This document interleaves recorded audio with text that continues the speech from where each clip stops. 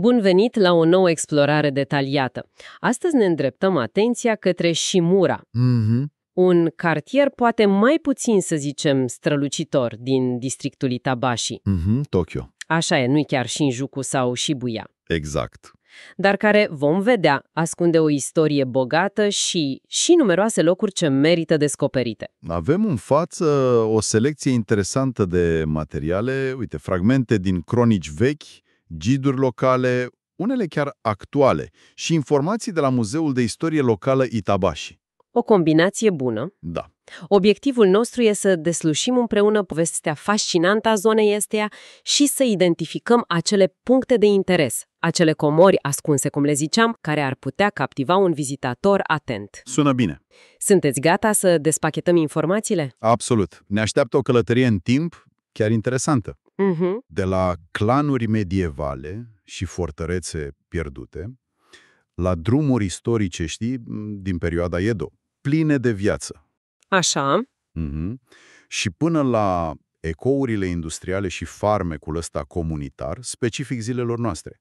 Shimura e, într-adevăr, un studiu de caz excelent. Despre cum se împletesc straturile istoriei. Exact. Cum coexistă în peisajul urban al unui, megalopolis ca Tokyo. Hai să începem chiar cu numele. Shimura, o primă ipoteză din surse, sugerează că ar proveni din Shinobumura. Shinobumura. Da, adică satul bambușilor deși. Shinomura. O referire la vegetație, probabil. Posibil, zona fiind pe malul râului, poate era mult bambus. Așa cred și eu. Dar e și o altă variantă, poate mai legată de istoria politică, știi? Care conectează numele la clanul Shimura. Exact, aici cred că e cheia. Clanul Shimura era o ramură a puternicii familii Toshima. Din provincia Musashi. Ei au controlat regiunea asta în Evul Mediu. Și avem dovezi, adică surse vechi. Oh, da. Importanța lor e atestată documentar încă din perioada Kamakura. Numele apare în celebra cronică Azuma Kagami. Wow! Deci vechi! Foarte vechi. Iar activitatea lor principală aici a fost legată de, evident, castelul Shimura, construcția și menținerea lui. Castelul Shimura. Poziționarea era, cum să spun, strategică, pe marginea platoului Musashino. Deci cu vedere bună. Exact. Oferea o priveliște dominantă asupra câmpiei joase a râului Arakawa. Un avantaj defensiv considerabil, nu? Sigur. Și azi mai e ceva vizibil. Păi, fizic nu prea. Locația aproximativă ar corespunde zonei Shimura Doikome din Itabashi, dar ruine nu. Înțeleg. Și, cum se întâmpla des în Japonia medievală, lângă un castel găsim și un sanctuar, nu? Inevitabil. Un centru spiritual protector. Aici intră în scenă sanctuarul Shimura Kumano-jinja. Kumano-jinja. Sună cunoscut. Da, e legat de marele traseu de pelerinaj Kumano-Kodo. Se pare că a fost fondat în 1042, deci o vechime considerabilă. 1042? Incredibil. Fondat de Shimura Shogen. El a adus, zice tradiția, divinitatea protectoare de la marele sanctuar Kumano din provincia Ki. Rolul lui era practic de gardian spiritual al castelului. Are sens. Și am citit și de o legendă legată de sanctuar. Da, cea cu Minamoto no Yoshie. O legendă notabilă care îi sporește aura istorică. Exact, că s-ar fi rugat acolo. Se spune că faimosul samurai, figură legendară a secolului XI, s-ar fi oprit aici să se roage pentru succes într-o campanie militară în nord. Fie că e adevărat sau nu. Exact. Fie că e 100% adevărat sau nu, legenda subliniază importanța percepută a sanctuarului în epocă, un loc unde războinicii căutau protecție divină. Chiar era supranumit zeița gardiană a vechiului castel. Frumos, dar castelul în sine spuneai că nu a avut o soartă prea bună. Nu prea. Destul de zbuciomat, într-adevăr, majoritatea surselor plasează căderea lui în 1524. Atunci ce s-a întâmplat? Păi pe vremea aia, castelul era folosit ca fortăreță secundară de clanul Kiba, iar clanul Hojo, care era în plină expansiune, l-a atacat și l-a cucerit. Deci conflict între clanuri. Da. Și mai târziu, după campania Odawara, la sfârșitul secolului XVI, când s-a schimbat puterea în regiunea Kanto, Sub Hideyoshi și apoi Tokugawa. exact, castelul a fost definitiv abandonat. și-a pierdut relevanța strategică. Și aici apare legenda aia pitorescă, Ichiazuka. Ah, da, Movila de o noapte. Foarte interesantă povestea, legată direct de asediul din 1524. Ce spune legenda? Păi, cică armata Hojo, ca să obțină o poziție mai bună de atac asupra castelului, ar fi reușit performanța incredibilă de a ridica o movilă artificială înaltă, Într-o singură noapte? într-o singură noapte, de aici și numele. Unele versiuni mai târzii, cum e cea din Edo Meishō Zue, Ghidul acela ilustrat faimos? da, menționează chiar că ar fi folosit tunuri de pe movila asta. Stai puțin, tunurii în 1524? Parcă armele de foc, archebizele, au ajuns în Japonia mai târziu, nu? Prin 1543. Exact. Aici vedem perfect cum funcționează legenda. Punctul tău e foarte bun. Deci e un anacronism. Cel mai probabil, elementul central, construcția rapidă a unei movile, e plauzibil militar, dar tunurile, probabil o adăugare ulterioară ca să facă povestea mai wow, mai impresionantă pentru publicul din Edo, când tunurile erau deja comune. Și movila? Mai există. Nu prea.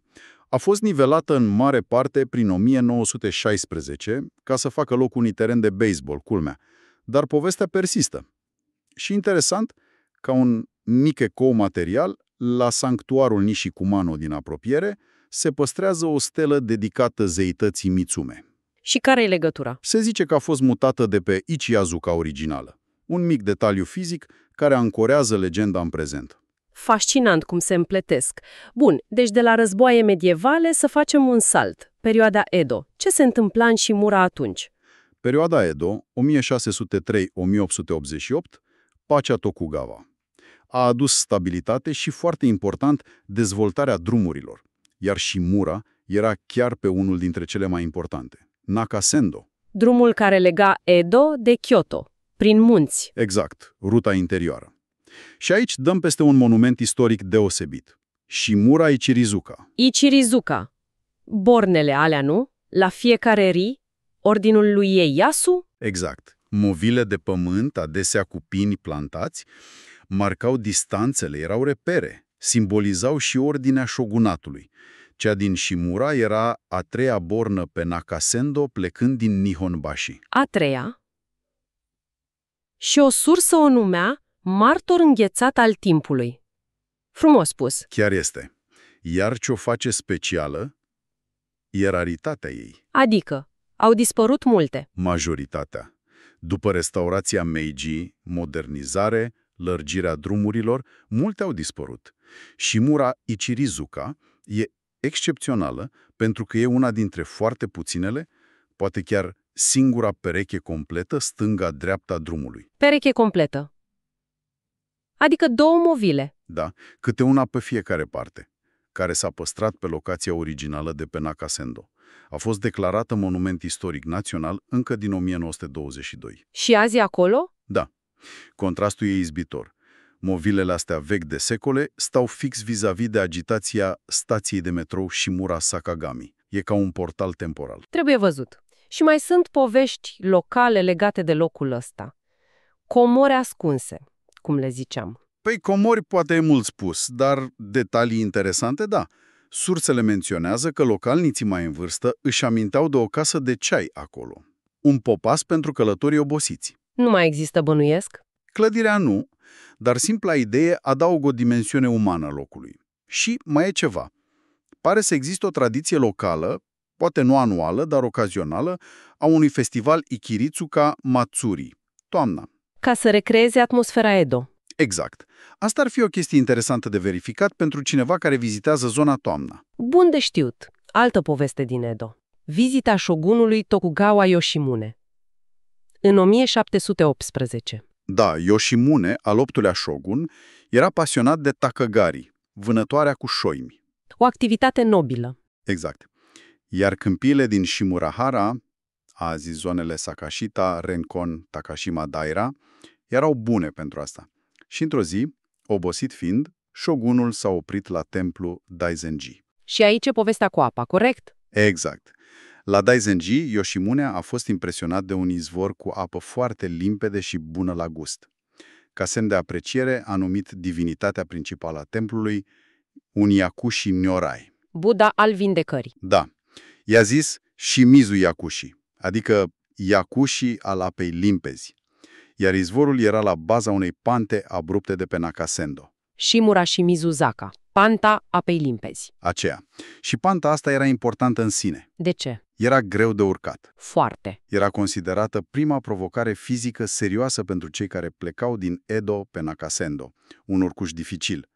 Și, pe lângă asta, odinioară oferea o priveliște faimoasă spre muntele Fuji. Care azi nu se mai vede, bănuiesc. Tocmai din cauza dificultății și a apropierii de râul Arakawa, s-a dezvoltat un popas important, un Ainoshuku. O stație intermediară neoficială. Cam așa. Cu cel puțin o ceainărie. Aici așteptau călătorii când râul Arakawa era prea umflat ca să treacă cu bacul la Toda. Uneori așteptau zile întregi. Logic. Deci locul izvorului Shimizu mai e marcat. Da, e marcat. Un alt mic detaliu istoric pentru cei atenți. Interesant cum se leagă toate. Și ziceați că tot pe vechiul Nakasendo pe acolo mai sunt și alte pietre? Într-adevăr.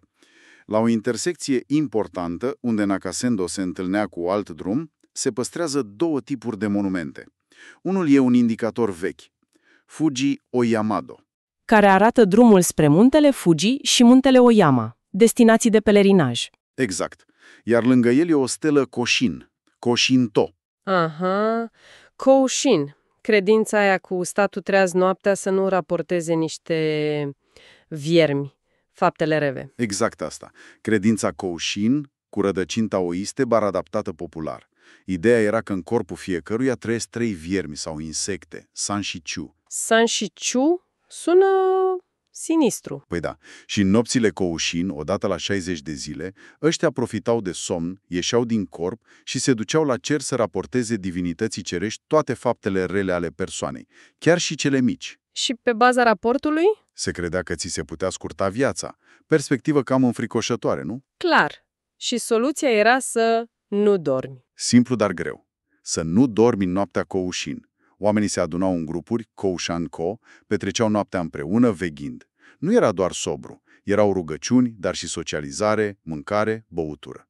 Să treacă timpul. Și Stella? După ce un grup reușea să țină priveghiurile astea 3 ani la rând, adică 18 nopți, Kōshin ridica o stelă comemorativă din piatră, ca o celebrare a efortului colectiv.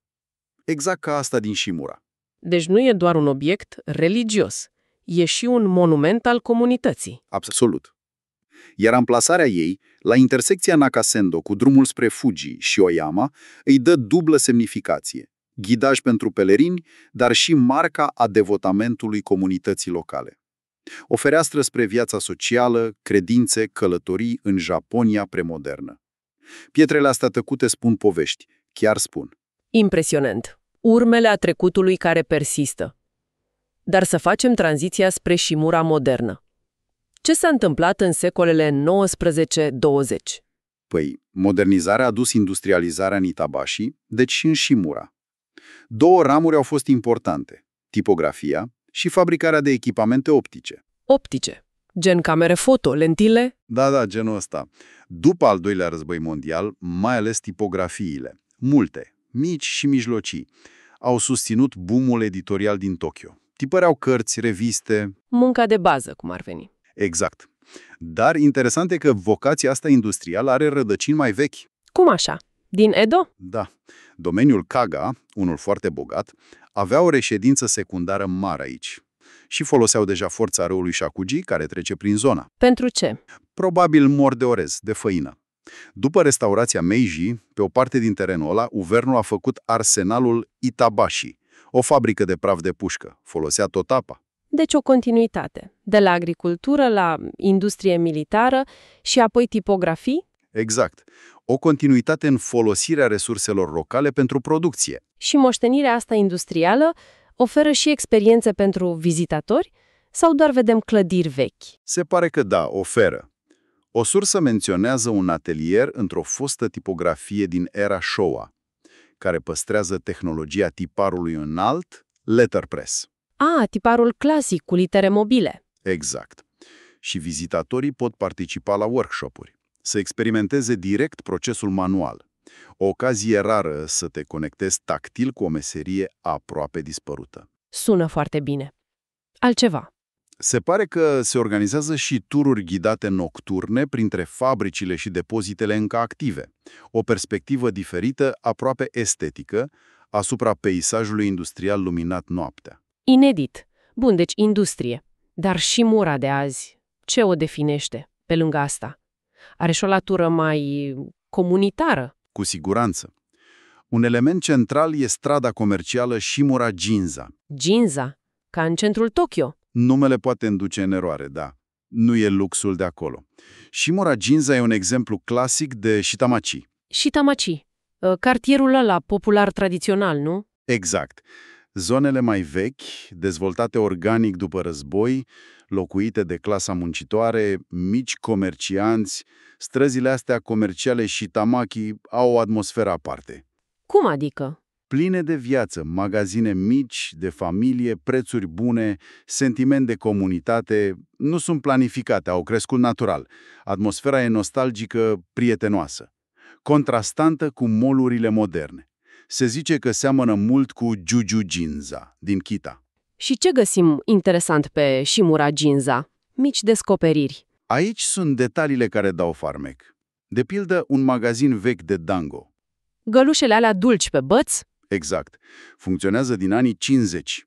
O ocazie să guști ceva autentic. Mai e ascunsă pe o străduță o sală de jocuri arcade retro, cu mașini din anii 80. O capsulă a timpului pentru nostalgici. Haha, tare! Și un pont bun. Vinerea seara, la un capăt al străzii, apar câteva tarabe mobile. Iată-i, discret. Vând oden. Mâncarea aia fiartă în bulion? Da. Și yakitori, frigărui de pui. E un secret local. Oamenii se opresc după muncă, o gustare rapidă, ieftină, atmosferă animată, autentică. Pare un loc cu mult suflet. Și spiritul ăsta comunitar se vede și altfel. Da, sursele zic că locuitorii sunt implicați. Chiar dacă Shimura nu e fix pe malul marelui râu Arakawa, există o conexiune. Oamenii fac curățenie în zonele verzi, plantează copaci, flori. Frumos! Sunt și proiecte de artă comunitară, picturi murale făcute de artiști cu localnicii, adesea cu scene din istoria zonei. Chiar și mici puncte de observație ecologică, panouri simple făcute de rezidenți despre păsări, plante locale. Deci un atașament față de loc. Exact. O dorință de a contribui la comunitate. Și pentru cine vrea mișcare, aer liber? Există o informație utilă. O sursă menționează o potecă discretă, știută mai mult de localnici. Face legătura între zona rezidențială Shimura și pista de biciclete de pe digul râului Arakawa. Deci acces rapid la spațiul verde. Da, perfect pentru o plimbare, alergare, o tură cu bicicleta departe de agitație. Am ajuns, iată, la finalul incursiunii noastre prin Shimura. Am plecat de la fortărețe medievale, legende. Am pășit pe urmele călătorilor de pe Nakasendo. Am simțit ecourile industriale. Și am descoperit farmecul ăsta viu, autentic, al vieții de cartier de azi. O combinație fascinantă. Într-adevăr, Shimura e un exemplu bun că istoria nu e doar în muzee. E înscrisă în peisaj, în nume, în povești, în pietrele de hotar. Și în spiritul comunității. Poate cel mai important. E o invitație să privim dincolo de aparența unui cartier oarecare din Tokyo. Să descoperim straturile de timp și de viață. Și, ca un gând final, o temă de reflecție.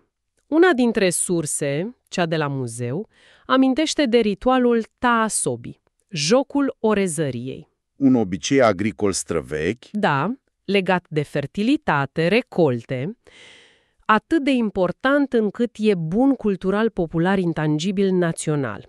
Și ce e remarcabil e că încă se practică, anual, în februarie. Încă se practică. Unde? La 2 sanctuare din apropiere, Tokumaru, Kitano și Akatsukasoa, zone care, înainte de complexul Takashima Daira, erau câmpii agricole, Tokumaru Hara, legate istoric de Shimura. Deci un ritual agrar într-o zonă complet urbanizată acum. Exact. Și asta ne lasă cu o întrebare deschisă. Cum influențează oare perpetuarea unei tradiții așa vechi, legată de pământ, identitatea unui cartier modern, urbanizat? Cum coexistă memoria câmpului de orez cu blocurile de locuințe? Da, o dilemă interesantă despre continuitate și adaptare în inima metropolei. Merită explorat mai departe.